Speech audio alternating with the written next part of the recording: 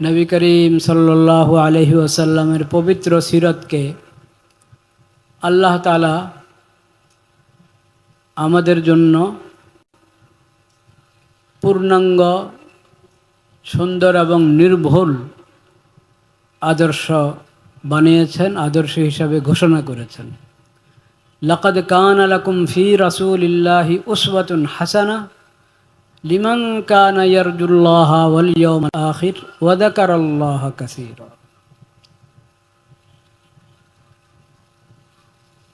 সেজন্য জিন্দেগীর সব কিছুর মধ্যে নবী করিম সাল্লাল্লাহু আলাইহি ওয়াসাল্লামকে আল্লাহ যে শরীয়ত দান করেছেন, সে শরীয়ত থেকে, তার জীবন থেকে, তার পবিত্র সিরত থেকে আমাদেরকে সবক নিতে হবে। সব কিছুতে কোনো বিষয়ে আমরা দ্বীনি বিষয়ে যদি আলোচনা করতে চাই, মাহফিল, এরকম বড় মাহফিল হোক, ঘরোয়া মাহফিল হোক, ওই মাহফিলের মধ্যে আলোচনারও তো কিছু আদব থাকবে, মজলিসেরও তো কিছু আদব থাকবে। সেগুলো কার কাছ থেকে শিখব? নবী করিম সাল্লাল্লাহু আলাইহি ওয়াসাল্লামের কাছ থেকে। আল্লাহ নবী করিম সাল্লাল্লাহু আলাইহি ওয়াসাল্লামের উপর যে কোরআন অবতীর্ণ করেছেন, হয়তো সেই কোরআনে পাবেন, নবীজির হাদিসে পাবেন, নবীজির সিরতের মধ্যে পাবেন। ওখান থেকে গ্রহণ করতে হবে। নবীজির সিরত সম্পর্কে আলোচনা করতে চাই, সেই ক্ষেত্রেও নবীজির সিরত সম্পর্কে যদি আলোচনা করতে চাই, সে আলোচনার সুন্নত তরিকা কি? কিছু সুন্নত তো আছে, ওগুলোর আলোচনা হয় না, কম হয়, একবারই হয় না তা না, কম হয়। আলোচনা যদ্দূর হয়, আমল আরও এর চেয়ে কম হয়। যে কোনো বিষয়ে আমি কথা বলতে চাই, প্রথম শর্ত আমার কথাগুলো সহি হতে হবে। কোনো হাদিস বর্ণনা করতে চাচ্ছি, হাদিসটা নির্ভরযোগ্য সনদে প্রমাণিত হতে হবে। সহি হোক, হাসান হোক, সালেহ লিল বয়ান, সালেহ লিল আমল ফিল ফজাইল হোক, তাও রক্ষা। মুনকার বর্ণনা, মওযু বর্ণনা যত আকর্ষণীয় হোক, ওটা সিরতের মাহফিলে বললে গুনাহ আরও বেশি হবে। যে কোনো মজলিসে বলেন আপনি গুনাহ, সিরতের মাহফিলে বললে আরও বেশি গুনাহ। এইখানে যে কোনো বক্তা বক্তব্য রাখবে, ঘোষক ঘোষণা করবে, সবাইকে মেপে মেপে কথা বলতে হবে। আন্দাজে কোনো কথা বলা যাবে না, অতিরিক্ত কথা বলা যাবে না। একজনের নামের সঙ্গে এক লাইন উপাধি লাগানো যাবে না, সবার নামের সঙ্গে আল্লামা লাগানো যাবে না, সবার সঙ্গে নামের সঙ্গে মুফতি লাগানো যাবে না। যে বাস্তবে আল্লামা তাকে আল্লামা বলতে হবে। খাতির করে আল্লামা বলা যায় না, প্রসিদ্ধির কারণে আল্লামা বলা যায় না।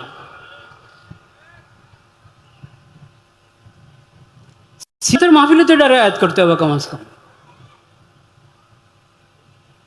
কারণ নামের ঘোষণার সঙ্গে আলকাব মার্জিত, বাস্তবসম্মত, কথা পরিমার্জিত। আর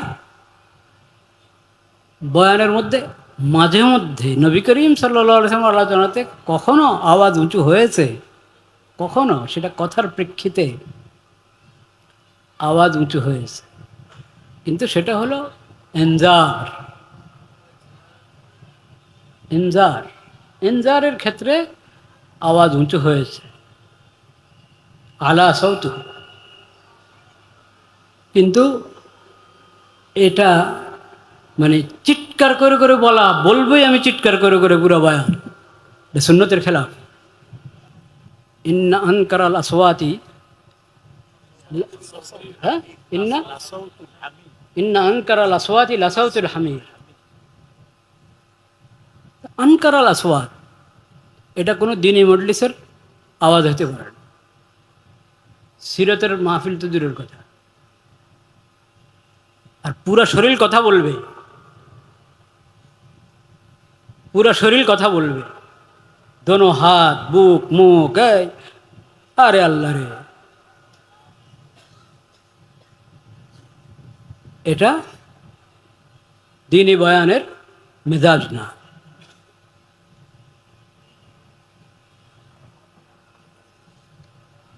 এটা দ্বীনি বয়ানের মেজাজ না।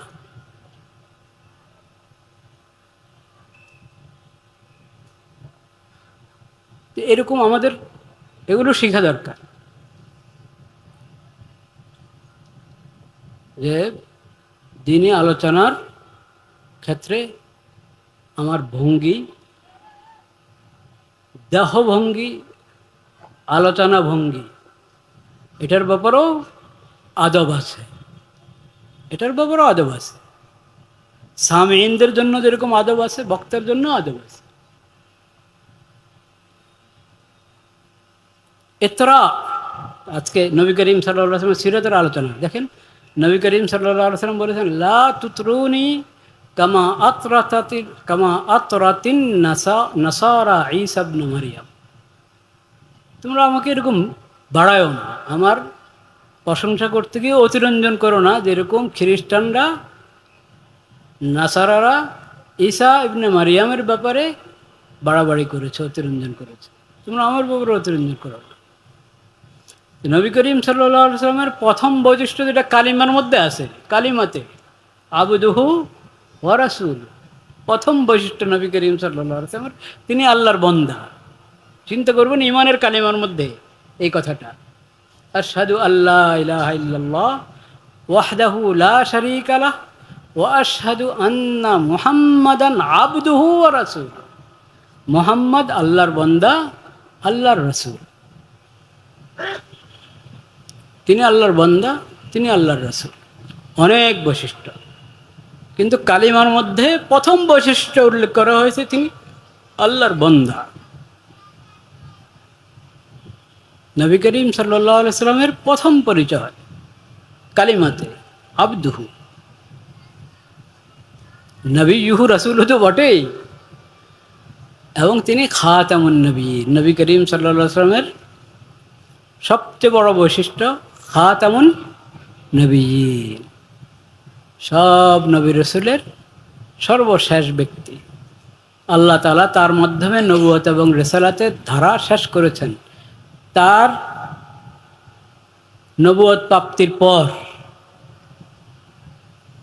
নতুন করে আর কেউ নবুয়ত কি করবে না, পাবে না, পাওয়া সম্ভব না। নবী করিম সাল্লাল্লাহু আলাইহি ওয়াসাল্লামের নবুয়ত প্রাপ্তি যেদিন ইকরা বিসমি রাব্বিকাল্লাযী খালাক এই আয়াত অবতীর্ণ হয়েছে নবীজির উপর, ওই সময় থেকে কিয়ামত পর্যন্ত যে জায়গায় কোনো ব্যক্তি বলবে যে তাকে আল্লাহ নবুয়ত দান করেছে, সে মিথ্যাবাদী, সে মিথ্যাবাদী, কাযযাব এবং কি দাজ্জাল। কিয়ামতের পূর্বে ঈসা আলাইহিস সালাম আসবেন। ঈসা আলাইহিস সালাম নবুয়ত আমাদের নবীর পরে পেয়েছেন না আগে পেয়েছেন? অনেক আগে। এবং তিনি আসবেন, আমাদের যখন আসবেন তিনি কোরআনের শরীয়ত বাস্তবায়ন করার জন্য আসবেন, নবী করিম সাল্লাল্লাহু আলাইহি ওয়াসাল্লামের সুন্নত বাস্তবায়ন করার জন্য আসবেন, ইনজিলের শরীয়ত বাস্তবায়ন করার জন্য আসবেন না। এবং নবী করিম সাল্লাল্লাহু আলাইহি ওয়াসাল্লামের উম্মতের পিছনে নামাজ পড়বেন।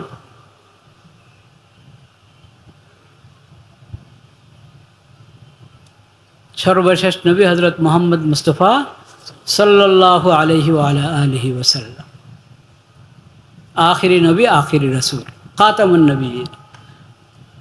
ওমা কানা মুহাম্মাদুন, মা কানা মুহাম্মদ, মার আগে ও আছে কিনা?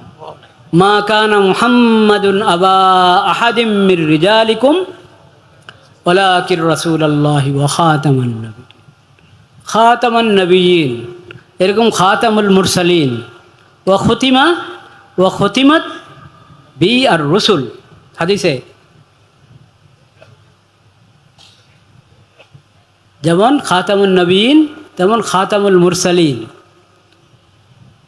খাতামুন নবিয়্যিন এটার অর্থ হলো আখিরুল আম্বিয়া, তাও হাদিস শরীফে আখিরুল আম্বিয়া এই শব্দ আছে হাদিস শরীফে, আখিরুল আম্বিয়া। খাতামুন নবিয়্যিন, খাতামুল মুরসালিন, খাতামুর রসুল,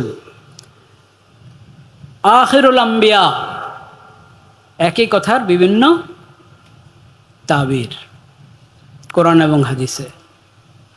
নবী করিম সাল্লাল্লাহু আলাইহি সাল্লাম আল্লাহর সর্বশেষ নবী, সর্বশেষ রাসূল, এটাকে আল্লাহ রাব্বুল আলামিন অনেকভাবে কোরআনে বলেছেন, নবীজি হাদিসে বলেছেন। তালেব ইলম ভাইদের মোতালা করা দরকার মুফতি মোহাম্মদ শফি রহমতুল্লাহের কিতাব খতমে নবুয়ত, আকিদায়ে খতমে নবুয়তের উপর। খতমুন নবুওয়া ফিল কোরআন, 100-এরও অধিক আয়াত ওখানে এসেছে। খতমুন নবুওয়া ফিল আহাদিস, খতমুন নবুওয়া ফিল আসার।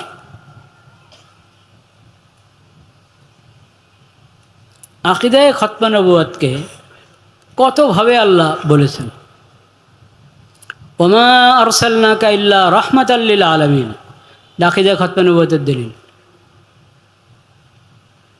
উমুম ও বিআসাত এর যত আয়াত কোরআন কারিমে আছে যে নবীজিকে আল্লাহ সবার জন্য নবী হিসাবে পাঠিয়েছেন, সব আকিদায়ে খতমে নবুয়তের দলিল।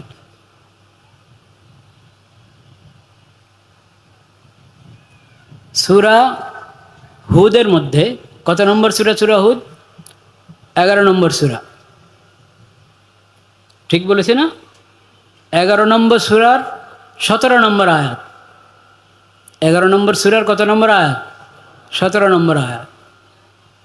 এই আয়াতের অংশ, ওমাই ইয়াকফুর বিহি মিনাল আহজাব ফান্নারু মাওঈদু, ফান্নারু মাওঈদু।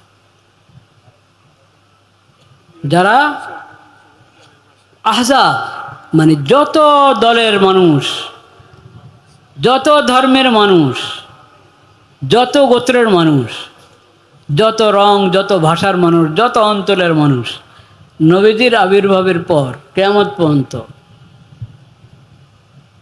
যে বা যারা নবীজির উপর আল্লাহ যে কোরআন অবতীর্ণ করেছেন এই কোরআনের উপর ঈমান আনে নাই, নবীজির উপর ঈমান আনে নাই, নবীজিকে আল্লাহ যে শরীয়ত দান করেছেন সেই শরীয়ত গ্রহণ করে নাই, তাদের ঠিকানা জাহান্নাম। তাদের ঠিকানা কোথায়? জাহান্নাম। ওমাই ইয়াকফুর বিহি মিনাল আহজাব ফান্নারু মাওঈদুহু। তা আকিদায়ে খতমে নবুয়তকে মজবুতির সাথে বোঝা সবার দায়িত্ব, খালি তালেব ইলমদের না, সকল ইমাম, খতিব, তালেব ইলম সবার দায়িত্ব। মোতালা করে, পড়াশোনা করে,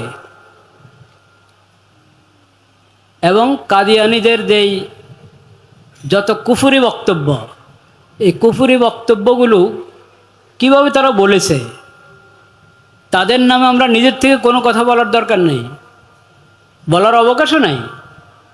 তারা যত কুফরি বলে রেখেছে, বকে রেখেছে, লিখে রেখেছে, তাদের বইপত্রে আছে,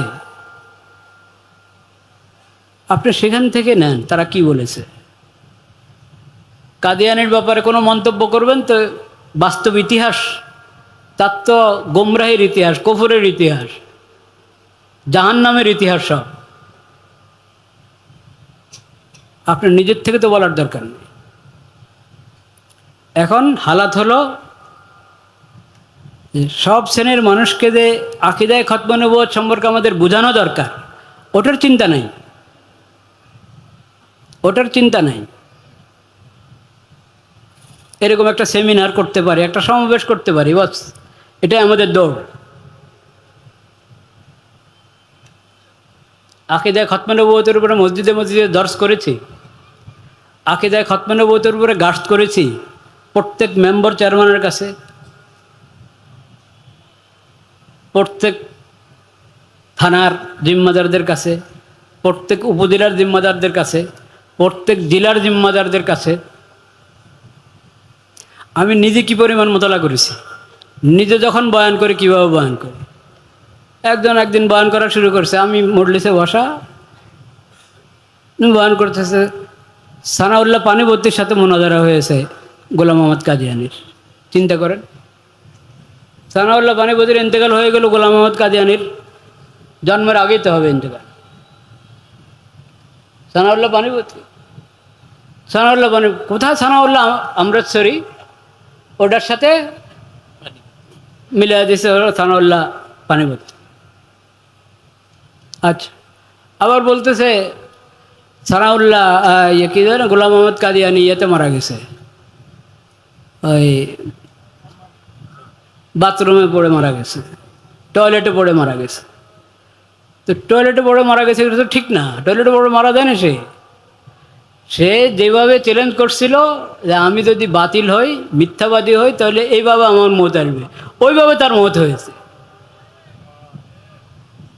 সে বলেছে সে মিথ্যাবাদী হলে তার সঙ্গে যারা মোনাজারা করে ওরা যদি হক হয়, হ্যাঁ, সে যদি বাতিল হয়, তো সে মরবে হলো তার মরার সময় বমিও আসবে আর পাতলা পায়খানাও হবে, হায়দা হবে তার, হায়দা উর্দু শব্দ যেটা হায়দা। তো মৃত্যুর আগ মুহূর্তে বলেছে মুঝে তো হায়দা হো গিয়া, সে দেবও বলেছে, ওইভাবে হয়েছে। তা আপনি ওটা বলেন না, যেটা তাদের বইপত্রে আছে, যে বইগুলো মির্জার জীবনের বিষয়, জীবনীর বিষয়, গোলাম মোহাম্মদ কাদিয়ানীর জীবনের বিষয় তাদের এখানে অথেন্টিক, সেই বই থেকে আপনি বলেন। পড়াশোনা করে কথা বলতে হবে। নবীজির বড় শিক্ষা হলো ওয়ালা তাকফু মা লাইসা লাকা বিহি ইলম, বলতে হলে এলেম হাসিল করে বলো। তো এখন বলার মধ্যে হলো আমার পড়াশোনার ঘাটতি, জ্ঞানের ঘাটতি, ইনসাফের ঘাটতি, ওটাকে আমি পুরা করি হলো। বুঝতে পেরেছেন? লাভ হাল দিয়ে চিৎকার করে বললেই আমার কথা দামি হয়ে গেল। লাভ হাল দিয়ে বললে, নাচানাচাগিরি বললে, চিৎকার করে বললে কথা দামি হয় না। কথা দামি হয় যদি দলিল নির্ভর হয়, বাস্তবসম্মত হয়, রেফারেন্স ভিত্তিক হয়, তাহলে কথা দামি হয়। আমরা আদানের জবাব দিই। নামাজ কটা এখানে? 5টায়। প্রস্তুতিতে নেবে মানুষ। হ্যাঁ, ঠিক আছে। হ্যাঁ, আচ্ছা, আমরা প্রস্তুতি নেওয়া শুরু করি। যার নতুন করে প্রস্তুতি নিতে হবে, প্রস্তুত হতে থাকি। আদানের জবাব দিই, আর যারা প্রস্তুতি দরকার উঠে প্রস্তুতি নিতে থাকি।